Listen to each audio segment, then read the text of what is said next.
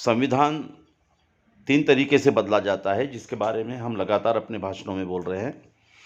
एक तो प्रत्यक्ष रूप से संसद में बहुमत के द्वारा नया कानून पास करके इस तरह से बदला जाता है। दूसरा जो तरीका है वो अभी जो मौजूदा संविधान है उसे वैसे ही रखा जाए, नए कानून बनाकर उसमें डाल दिया जाए, इस तरह से नए कानून को इम्प्लीमेंट किया जाए, ये एक तरीका होता है। और तीसरा तरीका बहुत ख़तरनाक है, जिसके बारे में डॉक्टर बाबा साहब आम्बेडकर जी ने आगाह किया था, वो ये है कि देश में ऐसा धर्मांध वातावरण पैदा कर लिया जाए और इस तरह से तनाव का वातावरण रखा जाए, आपसी द्वेष और ऐसी स्थिति एक दूसरे के प्रति अविश्वास की पैदा की जाए कि पूरा समाज अशांत रहे, डरा हुआ रहे या दंगों में फंसा रहे या मानसिक कुचंबना में रहे, जिसमें संविधान के जो लोगों के हिफाजत के लिए या लोगों को न्याय देने के लिए कानून बने हैं उनका उपयोग ही न किया जा सके, वे उपयोग में ना आ सके। तो जो संविधान बदलने की प्रक्रिया है वो दूसरे तरीके से बहुतेरे की जाती है, वो ये कि नए कानून बनाकर उसमें डाल दिए जाते हैं।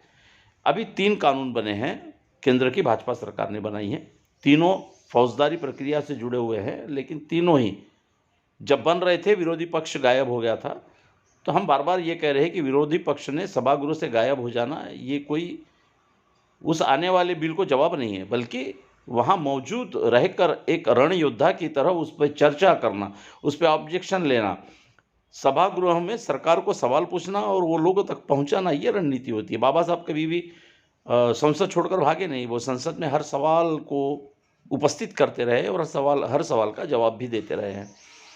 अब जो नया कानून बना है उसमें ये हमारे पास में सकाळ वर्तमान पत्र है, जिस सकाळ वर्तमान पत्र में संपादकीय में कहा जा रहा है कि बार-बार अमित शाह जी गृह मंत्री ये कह रहे थे कि हमने ब्रिटिशों के बनाए हुए कानूनों को बदला है, और एक तरफ हम कहते हैं कि संविधान निर्माता डॉक्टर बाबा साहब आम्बेडकर जी। इस द्वंद्व को ढंग से पहचानने की कोशिश कीजिए कि ये कर क्या रहे हैं।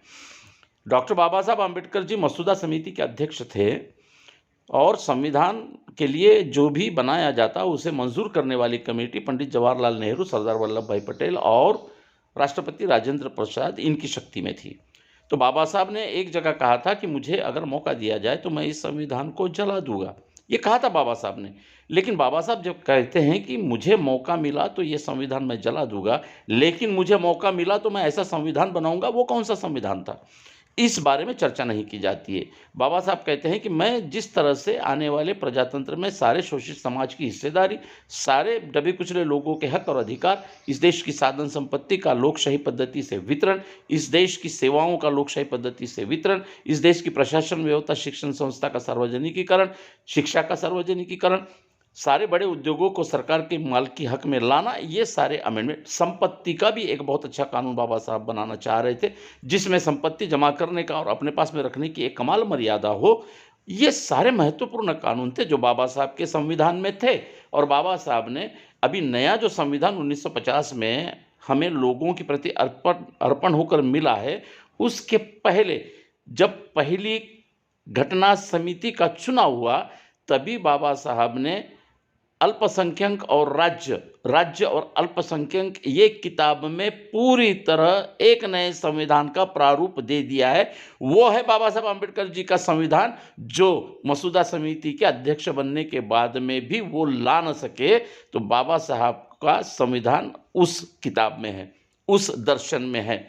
तो अभी ये कह रहे कि हम डॉक्टर बाबा साहब आम्बेडकर जी के संविधान में दुरुस्ती नहीं कर रहे। कौन से संविधान में दुरुस्ती कर रहे हैं? ब्रिटिशों के कानूनों में दुरुस्ती कर रहे हैं। शब्दों का जाल देखिए, कर तो वही रहे हैं, संविधान में दुरुस्ती कर रहे हैं, नए नए कानून बनाकर कर रहे हैं, आईपीसी की धाराएं बदल कर रहे हैं। और इस सब का तनाव, इस सब का भुगतान किसे भुगतना पड़ेगा? इस देश के 90%, 80% शोषित समाज को, जिसके लिए धर्म कोई मायने नहीं रखता।